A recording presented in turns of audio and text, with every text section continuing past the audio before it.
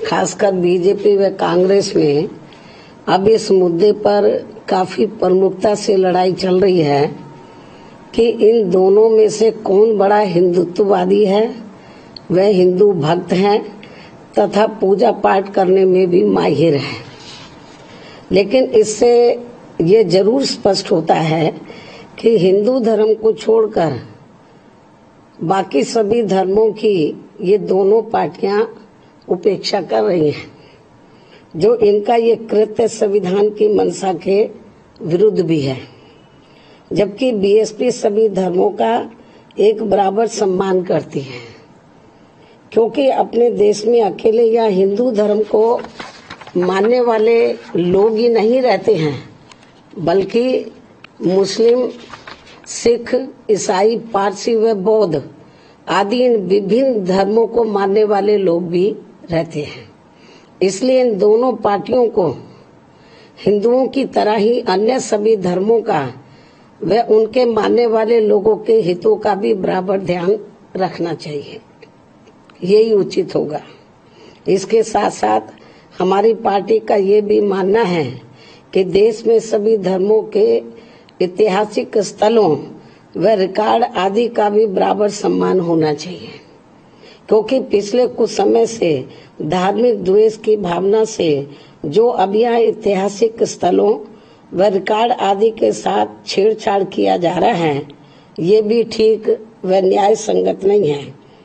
इससे आपसी भाईचारा व सद्भाव पर भी काफी बुरा असर पड़ रहा है, प्रभाव पड़ रहा है। साथ ही इससे कानून व्यवस्था भी बिगड़ती है। महाराष्ट्र स्टेट में अब ये सब कुछ हमें यहाँ देखने के लिए मिल रहा है और हालात इतने ज्यादा खराब हो गए हैं कि वहाँ अब राष्ट्रपति शासन लगाने की भी काफी मांग जोर पकड़ रही है।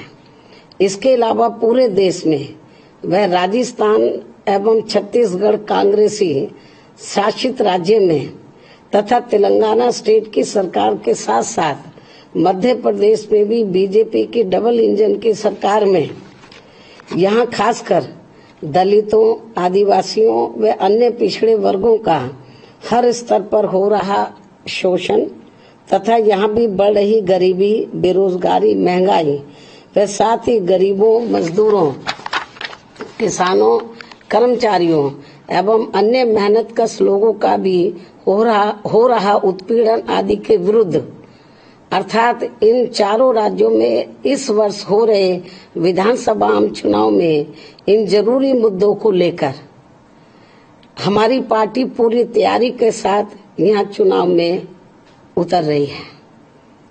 इतना ही नहीं, बल्कि इन सभी मामलों में यहाँ की जनता को जागरूक बनाने एवं चुनावी तैयारी के लिए भी बीएसपी केंद्रीय यूनिट ने पार्टी के नेशनल कोऑर्डिनेटर श्री आकाश आनंद को तथा इन चारों राज्यों के केंद्रीय कोऑर्डिनेटर व राज्यसभा सांसद श्री रामजी गौतम को भी मुख्य तौर पर लगाया हुआ है, जो मेरे दिशा निर्देशन में यहाँ इसी महीने से इन सभी जरूरी मुद्दों को लेकर पार्टी कार्यकर्ता सम्मेलन के जरिए अपना चुनावी अभियान भी शुरू कर रहे हैं। मुझे पूरी उम्मीद है कि इन चारों राज्यों में पार्टी के लोग यहाँ इस वर्ष होने वाले विधानसभा आम चुनावों में पार्टी व अपने हित में इनका जरूर लाभ लेंगे। मैं भी यहाँ विशेष तौर से ध्यान दूंगी। वैसे आप लोगों को मालूम है कि अभी कुछ दिन पहले मैं तेलंगाना स्टेट में भी गई और वहाँ हैदराबाद में खास तौर से विधानसभा आम चुनाव को लेकर बड़ी ऐतिहासिक रैली हुई, जिसमें कई लाख लोगों ने भाग भी लिया और वहाँ तो चुनाव अभियान की शुरुआत भी कर दी गई है। और अब मैं ये भी कहना चाहूंगी, खासकर यूपी व उत्तराखंड स्टेट में यहाँ बरसों से लोगों की आस्था के बने स्थलों को अर्थात मजारों आदि को जो ये कहकर अब हटाया जा रहा है कि मजारें सरकारी जमीनों पर बनी हैं, इससे बीएसपी सहमत नहीं है और इसका बीएसपी इसलिए विरोध करती है क्योंकि जब यहाँ मजारें सरकारी जमीनों पर बन रही थी तो तब उस समय यहाँ की सरकारों ने इनको बनने से क्यों नहीं रोका था। बरसों से मजारें बनी हुई और अब यकायक उनको तोड़ने का प्लान बना दिया गया, तो ये तो ठीक नहीं है। तो इसमें हमें राजनीति ज्यादा नजर आती है और अपने राजनीतिक स्वार्थ में किसी की धार्मिक भावनाओं को या और उनकी आस्था को ठेस पहुंचाया जाए तो मेरे ख्याल ये उचित नहीं है। साथ ही पिछले कुछ समय से देश में लव जिहाद व जबरन धर्म परिवर्तन आदि कराने को भी लेकर तथा इनकी आड़ में जो अब देश में धार्मिक उन्माद पैदा किया जा रहा है, ये भी ठीक नहीं है। जनता, देश की जनता इनसे जरूर सावधान रहे। इसके अलावा यूपी में अब विशेषकर अपराधियों का भी जो आपस में तांडव चल रहा है, तो इससे जनता में काफी दहशत व्याप्त है। सरकार को इस ओर जरूर ध्यान देना चाहिए। बीएसपी की ये सरकार को सलाह भी है।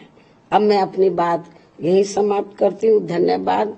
जय भीम व जय भारत।